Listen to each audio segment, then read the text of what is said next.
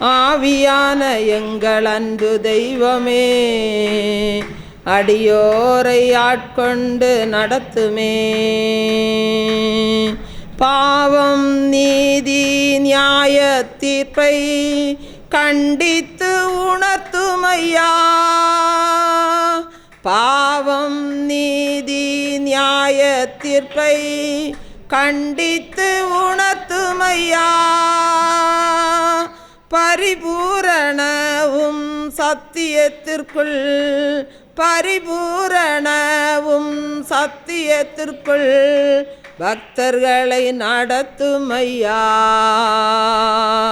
பக்தர்களை நடத்துமையா.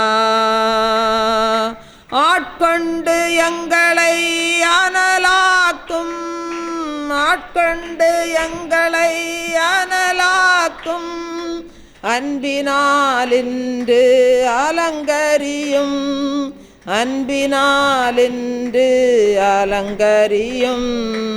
ஆவியான எங்கள் அன்பு தெய்வமே, அடியோரை ஆட்கொண்டு நடத்துமே. ஆவியான எங்கள் அன்பு தெய்வமே, அடியோரை ஆட்கொண்டு நடத்துமே. அல்லேலூயா, அல்லேலூயா, அல்லேலூயா.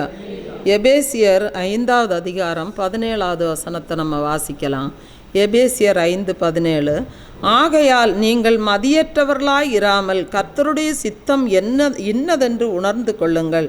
அன்பானவர்களே, இயேசு ஊழியத்து நிமித்தம் தாகமடைந்தார். அவருடைய தாகத்தை தீர்ப்பதற்கு ஒரு வாலிபன் ஆண்டவராகி இயேசுவை ஒரு மரத்தடியில் அமர வைத்துவிட்டு பக்கத்து ஊருக்குள்ள தண்ணீர் வாங்குவதற்காக சென்றான். அப்பொழுது அவன் முதல் வீட்டில் இருந்த வாலிப பெண், நீங்கள் இயேசுவின் ஊழியரா என்று கேட்டு அவரை வரவேற்று வீட்டில் உட்கார வைத்துவிட்டு, நான் உங்களுக்கு ஒரு செம்பு நிறைய பால் காய்ச்சி தருகிறேன் என்று சொன்னாள். ஊழியத்து நிமித்தம் அவர்கள் பல காரியங்களை பேசி கொண்டிருந்த போது அவர்களுக்கு நேரம் போனதே தெரியவில்லை. அப்பொழுது அந்த பெண்ணுடைய அம்மா அப்பா வீட்டிற்கு வந்து விட்டார்கள். அந்த வாலிபனுடைய பக்தியை பயங்கரமாக ஆண்டவர் மேல் இருக்கிற அந்த பக்தியை கண்டு தன்னுடைய மகளை அவனுக்கு திருமணம் செய்து கொடுத்தார்கள். அவனுக்கு 2 குழந்தைகளும் பிறந்தார்கள். அவனுக்கு தன்னுடைய குடும்ப சம்பாத்தியத்திற்காக, பிள்ளைகள் மனைவியை பராமரிப்பதற்காக, அவன் சம்பாதிப்பதற்காக தூர தேசத்திற்கு அவன் புறப்பட்டான். வனாந்தர மார்க்கமாய் அவன் போய்கொண்டிருக்கும்போது ஒரு பழக்கப்பட்ட குரல், தாகமாய் இருக்கிறேன் என்று சொல்லி ஒலித்தது. அப்பொழுதுதான் இயேசுவின் ஞாபகம் அவனுக்கு வந்து அந்த குரல் கேட்ட திசையை நோக்கி ஓடினான். அங்கே ஆண்டவராகி இயேசு அந்த மரத்தடியில் இல்லை. அவர் அப்பொழுது சிலுவையில் தொங்கிக் கொண்டிருந்தார். தன்னுடைய அலட்சியை போக்க எண்ணி அவன் வருந்தினான். எபேசியர் 5வது அதிகாரம் 17வது வசனத்தில் சொல்லப்படுகிறது, மதியற்றவர்களாய் இராமல் கர்த்தருடைய சித்தம் இன்னதென்று உணர்ந்து கொள்ளுங்கள். முந்தின வசனத்தில் சொல்லப்படுகிறது எபேசியர் 5:16, நாட்கள் பொல்லாதவைகளானதால் காலத்தை பிரயோஜனப்படுத்தி கொள்ளுங்கள். அந்த வாலிபனுடைய வாழ்க்கை எங்கே மாறியது பாருங்க. அவன் தண்ணீர் எடுக்க போன இடத்தில் அவன் பாலுக்காக காத்திருந்ததில் தான். நாமும் தேவ சித்தத்தின்படி வாழ நாம் பிரயாசப்படுவோம். அப்பொழுதுதான் நாம் தேவனுடைய ஆசீர்வாதங்களை நாம் பெற்றுக்கொள்ள முடியும். தேவன் தாமே இந்த வார்த்தைகளை ஆசீர்வதிப்பாராக. ஆமென்.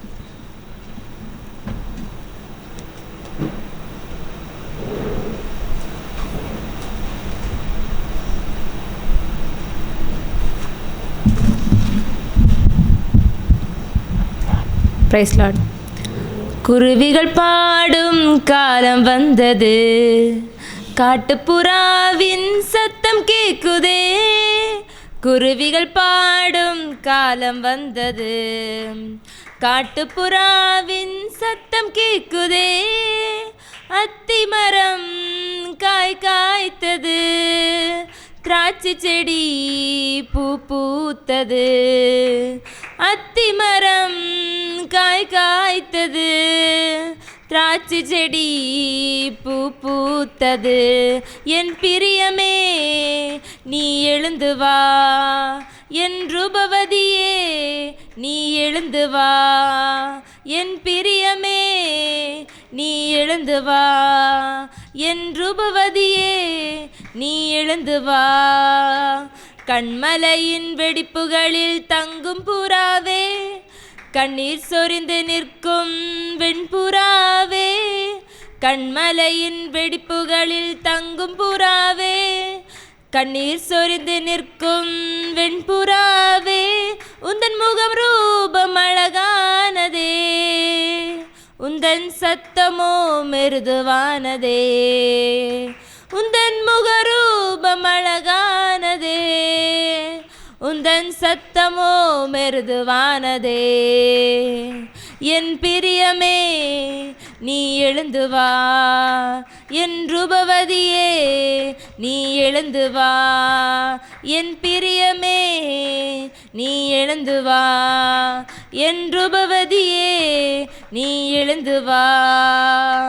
இருதயத்தை கவர்ந்து கொண்ட சகோதரியே, உன் கண்களினால் என்னை கவர்ந்த மணவாளியே, இருதயத்தை கவர்ந்து கொண்ட சகோதரியே, உன் கண்களினால் என்னை கவர்ந்த மணவாளியே, உந்த நேசம் அது மதுரமானதே, உந்த நேசம் மிக இனிமையானதே, உந்த நேசம் அது மதுரமானதே, உந்த நேசம் மிக இனிமையானதே. என் பிரியமே நீ எழுந்து வா, என் ரூபவதியே நீ எழுந்து வா, என் பிரியமே நீ எழுந்து வா, என் ரூபவதியே நீ எழுந்து வா. குருவிகள் பாடும் காலம் வந்தது, காட்டுப்புறாவின் சத்தம் கேட்குதே, குருவிகள் பாடும் காலம் வந்தது, காட்டுப்புறாவின் சத்தம் கேட்குதே. அத்திமரம் காய் காய்த்தது, திராட்சை செடி பூ பூத்தது, அத்திமரம் காய் காய்த்தது, திராட்சை செடி பூ பூத்தது.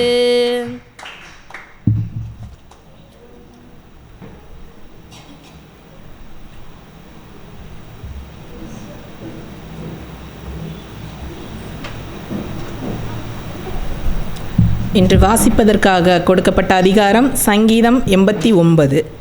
சங்கீதம் 89. கர்த்தரின் கிருபைகளை என்றென்றைக்கும் பாடுவேன், உமது உண்மையை தலைமுறை தலைமுறையாக என் வாயினால் அறிவிப்பேன். கிருபை என்றென்றைக்கும் ஸ்திரப்பட்டிருக்கும், உமது உண்மையை வானங்களிலே ஸ்தாபிப்பீர் என்றேன். என்னால் தெரிந்து கொள்ளப்பட்டவனோடு உடன்படிக்கை பண்ணி என் தாசனாகிய தாவீதை நோக்கி, என்றென்றைக்கும் உன் சந்ததியை நிலைப்படுத்தி தலைமுறை தலைமுறையாக உன் சிங்காசனத்தை ஸ்தாபிப்பேன் என்று ஆணையிட்டேன் என்றீர். கர்த்தாவே, வானங்கள் உம்முடைய அதிசயங்களை துதிக்கும், பரிசுத்தவான்களின் சபையிலே உம்முடைய உண்மையும் விளங்கும். ஆகாய மண்டலத்தில் கர்த்தருக்கு நிகரானவர் யார்? பலவான்களின் புத்திரரில் கர்த்தருக்கு ஒப்பானவர் யார்? தேவன் பரிசுத்தவான்களுடைய ஆலோசனை சபையில் மிகவும் பயப்படத்தக்கவர், தம்மை சூழ்ந்திருக்கிற அனைவராலும் அஞ்சப்படத்தக்கவர். சேனைகளின் தேவனாகிய கர்த்தாவே, உம்மை போல் வல்லமையுள்ள கர்த்தர் யார்?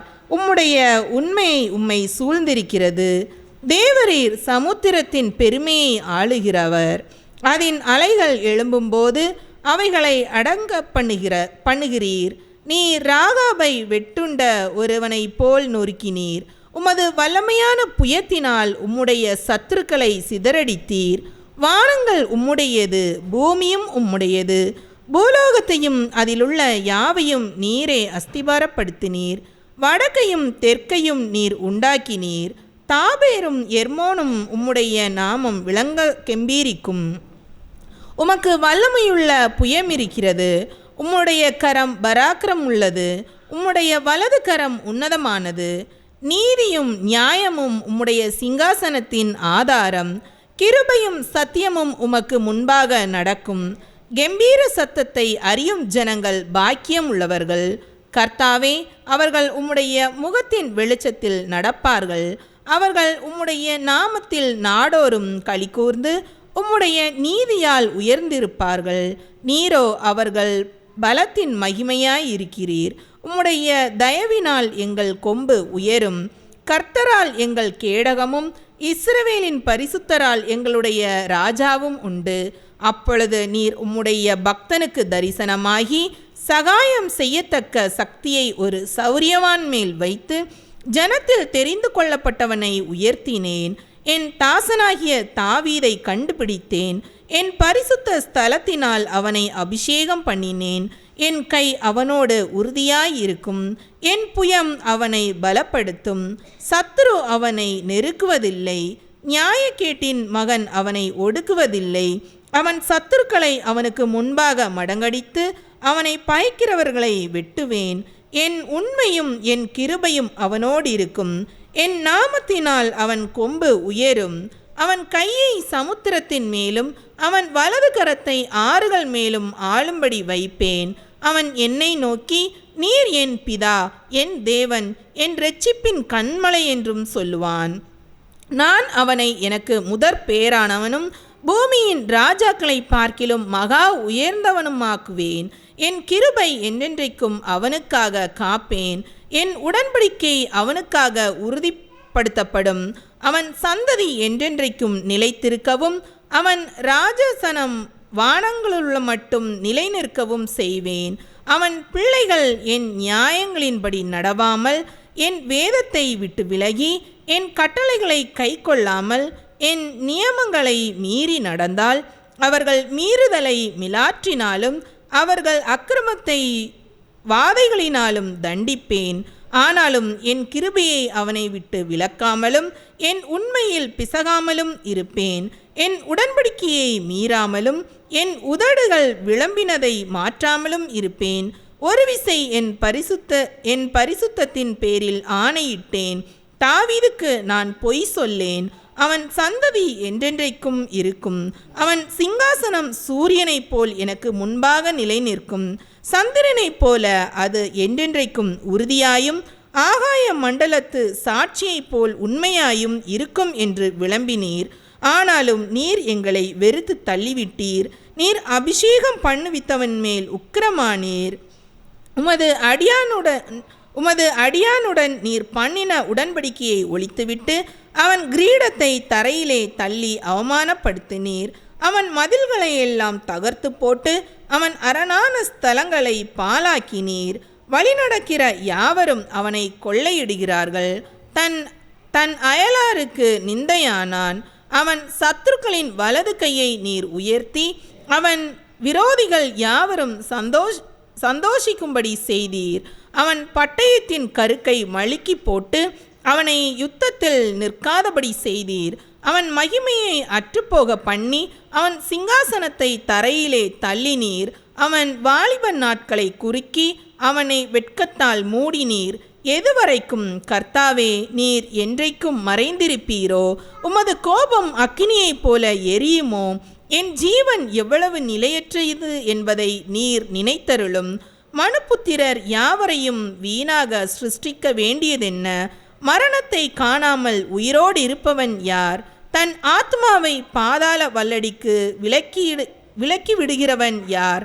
ஆண்டவரே, நீர் தாவீதுக்கும் உம்முடைய உண்மையை கொண்டு சத்தியம் பண்ணின உமது பூர்வ கிருபைகள் எங்கே? ஆண்டவரே, உம்முடைய சத்துருக்கள் உம்முடைய ஊழியக்காரரையும் நீர் அபிஷேகம் பண்ணினவனின் காலடிகளையும் நிந்திக்கிறபடியினால் கர்த்தாவே, உமது அடியார் சுமக்கும் நிந்தையையும் வலிமையான ஜனங்கள் எல்லோராலும் நான் என் மடியில் சுமக்கும் என் நிந்தையையும் நினைத்தருளும்.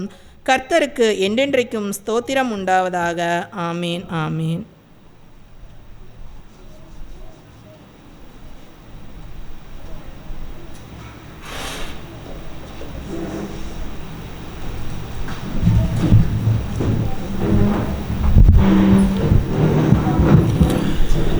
இயேசுவே என் தெய்வமே, என் மேல் மனமிரங்கும்.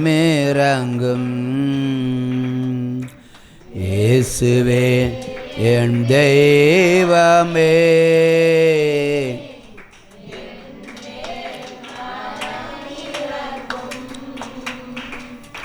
நான் பாவம் செய்தேன், உம்மை நோக செய்தேன். நான் பாவம் செய்தேன், உம்மை நோக செய்தேன்.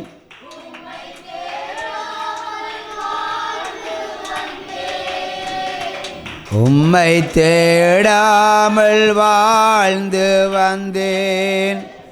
என்னை மன்னியும் தெய்வமே, என்னை மன்னியும் தெய்வமே. இயேசுவே என் தெய்வமே, என் மேல் மனமிரங்கும். இயேசுவே என் தெய்வமே,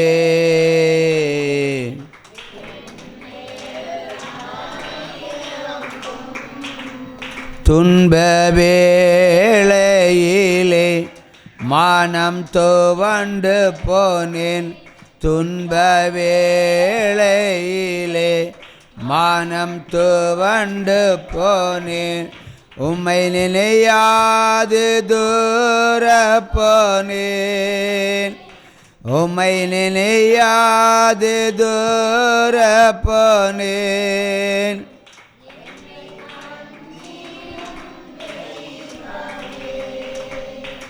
இந்த ஒரு விசை மன்னியுமே. இயேசுவே என் தெய்வமே, என் மேல் மனமிரங்கும். இயேசுவே என் தெய்வமே, என் மேல் மனமிரங்கும். முள்முடி தாங்கி ஐயா காயப்பட்டீர். முள்முடி